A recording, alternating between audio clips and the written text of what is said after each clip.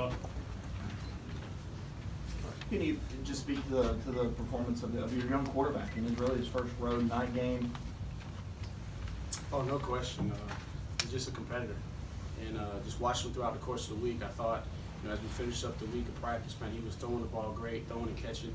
We knew obviously there was going to be some challenges with the wind and the cold, but watching him warm up and just the eye of the tiger that he had, and watching how everybody had the mentality to come out and play regardless of the conditions. So really, really proud of him. And each week he gets better, and he continues to do a lot of things that the average fan may not recognize. He changed the protection there on the throw to rim throw. He re-slid it to where he thought the pressure was coming from. So each week he just continues to grasp more and more of the plan. He goes out and performs. Coach Scott, another big game for Amari. How good was it to see him finally break one for a touchdown? Yeah, it was great to see. Especially to bounce back. After the tough play earlier on the other punt return. That's something that we talk about all the time. Hey, bad things are going to happen. How are you going to respond? And great players go back and make up for it. Even though I think it's a very difficult situation for him to be in on the one he lost, but he wanted to go back and get one. And he's been working really hard in practice, and it's great. I think it was awesome the defense was out there getting those blocks. I heard there were some nice blocks. I was watching him the whole time. But I think that's great because we want to be explosive, not just on offense, but also in our kicking game on special teams, and I don't think that'll be our last. For either of you guys, what did they do to kind of keep you off balance in the red zone? They changed up. Going into it, we had saw some different things. They had an arsenal of things they were going to do. Sometimes they brought zero pressure versus certain personnel groupings. Then they have a particular blitz that they used a lot this night that they didn't do versus 11 personnel, our base set. So it took us a little while, and a couple of times we had a good call. We just didn't execute. So early on, we would like to have gotten touchdowns there, but we were able to come away with points. But the biggest thing is we tried to run the ball a little bit, and then obviously we ran it into some of their pressures where they had us outnumbered. And then when it was throwing situations, obviously they dropped in and had guys in the spots where we were trying to throw the ball.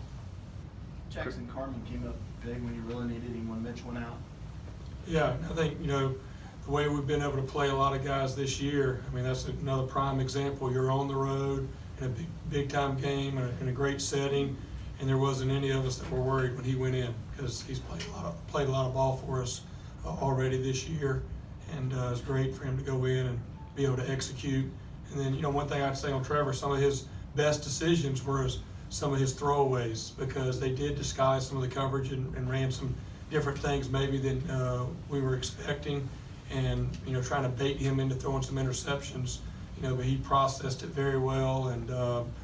Kept us where we could at least get a field goal and not turn the ball over in a critical situation. Good. Started Gage tonight. What was the thought process there to bring him out again to start? The biggest thing is coach is going to reward those guys off of performance, and he's been playing well, and everything counts in practice. And just when Coach Collar made a decision, he said Gage had a better week of practice, and that's why he won't Gage. And it's like that every week, just at every position. You guys mentioned them switching it up. Third down, was that similar too? Because they seem to have some success against you guys on third down. Yeah, you look at them in the red zone.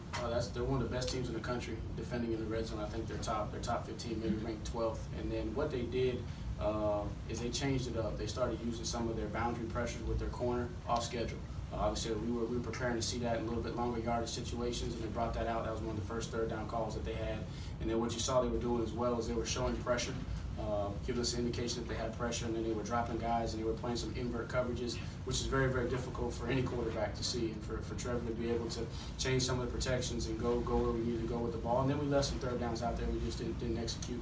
Obviously, we had one on the draw. We had a good call there. We started to slide a little bit early. Obviously, the numbers might have looked a little bit better, but very, very proud of just his composure to stay calm while we figured it out. And so you got to tip your hat to them because they were committed to stopping the run. And then once we had to throw the ball, they were trying to confuse the young quarterback. And they also started bringing some pressures unscheduled on first and second down, especially early in the game, which was different than what they showed statistically coming in. Coach Elliot, when the offense isn't clicking on all cylinders, how much of a luxury is it to have that defense? Didn't allow a single point tonight. How much freedom does that give you as a play caller? No question, but I think we came out the gate. I was proud of the way we started. We go right down the field. Obviously, we didn't end with a touchdown, but we went right down the field. We're very explosive, and we had some plays down the field. We make a couple of those plays in in the first half to end the first half, and then obviously we're putting a lot of pressure on them. And you got a defense like that you know has got your back, that's going to be able to get some stops until you can figure it out. Because we did have to play some cat and mouse early, especially on third down, and try and figure out what he was doing. And once we got settled in, we came right out in the second half, and we challenged him in the locker room to come out and go score points. We went right down the field, and then we just kind of got into a lull there and tried to establish the running game. And obviously the numbers, I'm looking down, Travis still averaged 7.1, doesn't quite feel like it, but again, we were staying on schedule, and then we had a couple negative plays, and we'll go back and look at it, clean it up, and then move forward.